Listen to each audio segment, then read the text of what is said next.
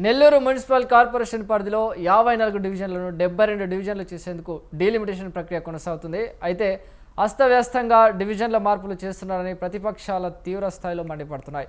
డివిజన్లలో మార్పులను అడ్డగోలుగా మారుస్తున్నారనే అంశంపై నెల్లూరు నగర మున్సిపల్ కార్పొరేషన్ కమిషనర్తో మా ప్రతినిధి మల్లికార్జున ఫేస్ టు ఫేస్. నగర మున్సిపల్ కార్పొరేషన్లో 54 డివిజన్లు గాను 72 డివిజన్లకు విభజించడం జరుగుతుంది. అయితే దీని మీద ప్రతిపక్షాలు అయితే అస్తవ్యస్తంగా డివిజన్లు చేస్తున్నారని కూడా ఆరోపిస్తున్నాయి. అయితే దీని మీద మనతో మాట్లాడేందుకు నెల్లూరు నగర మున్సిపల్ కార్పొరేషన్ కమిషనర్ అయిన వై నందన్ ఉన్నారు. ఆయనతో మాట్లాడే ప్రయత్నం చేద్దాం. సార్ చెప్పండి, మొత్తం డివిజన్లు అస్తవ్యస్తం జరుగుతున్నాయని చెప్తున్నారు, దీని మీద మీరేమంటారు?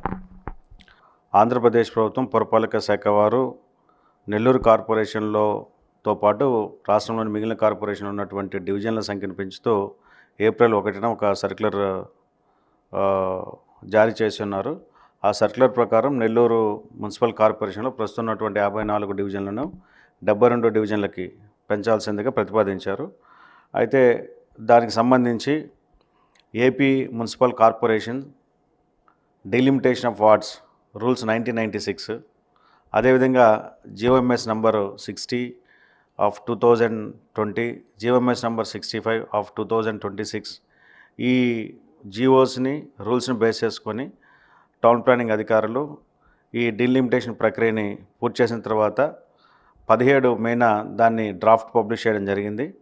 అయితే ఏదైతే AP municipal corporations delimitation of wards rules 1996 అదేవిధంగా జిఓఎంఎస్ నంబర్ 65 ఆఫ్ 2026 ఉందో దాని ప్రకారం డ్రాఫ్ట్ పబ్లికేషన్ తర్వాత 1 వీక్ జనరల్ పబ్లిక్ నుంచి సజెషన్స్ కోరడమైనది.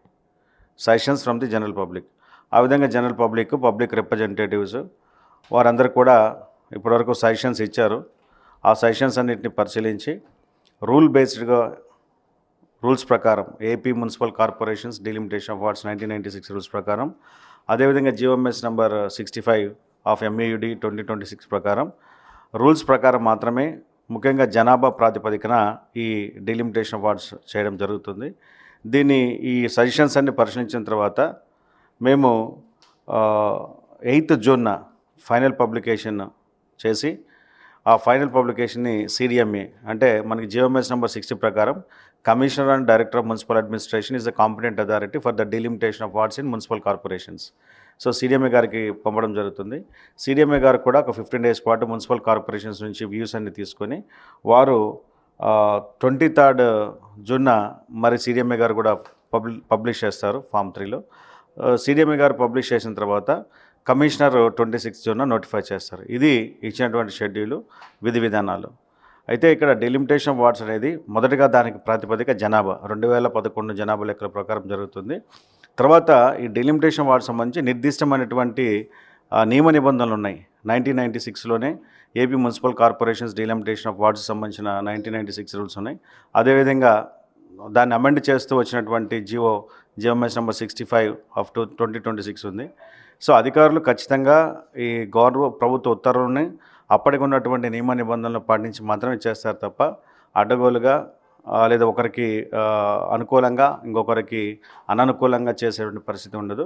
ఇంకోటి సార్, ఇప్పుడు కోటమిట్ట ప్రాంతం జెండా వీధి ప్రాంతంలో అయితే మొత్తం 3 డివిజన్లు ఉన్నదాన్ని 6 డివిజన్లు చేస్తున్నారు ఆరోపణలు ఉన్నాయి. దాని మీద మీరేమంటారు? అంటే పబ్లిక్ నుంచి సజెషన్స్ అన్నీ వచ్చాయి. సజెషన్స్ పరిశీలించిన తర్వాత మనము నియమ నిబంధనలకి అనుగుణంగా ఏదైతే చేయగలమో అది చేస్తూ, చేయలేనివి ఎందుకు చేయలేమో కూడా చెప్తాము.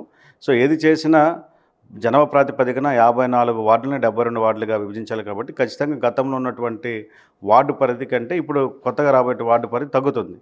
ఆ తగ్గేటువంటి క్రమంలో ఉన్నటువంటి వార్డుని ఖచ్చితంగా స్ప్లిట్ చేయక తప్పదు, యాజ్ స్టేజ్గా ఉంచలేము. ఎందుకంటే 54, 72 ఇప్పుడు ఒక్క వార్డులో ఎంతమంది ఓటర్లని పెడుతున్నారు? అంటే ఓటర్ల సంఖ్య వెళ్ళలేదండి, ప్రస్తుతానికి జనాభా ప్రాతిపదికన వెళ్తున్నాము. సో జనాభా ప్రాతిపదికన మనకు ఆన్ యావరేజ్ ఒక్కొక్క వార్డుకి వచ్చేసి 7,500 నుంచి 8,000 మంది జనాభా వస్తారు.